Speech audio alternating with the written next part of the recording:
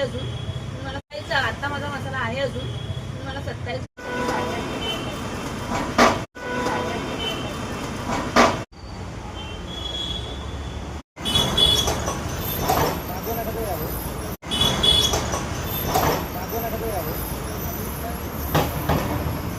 आता माझा मसाला आहे अजून मला 27 ला दिला तरी प्रॉब्लेम नाही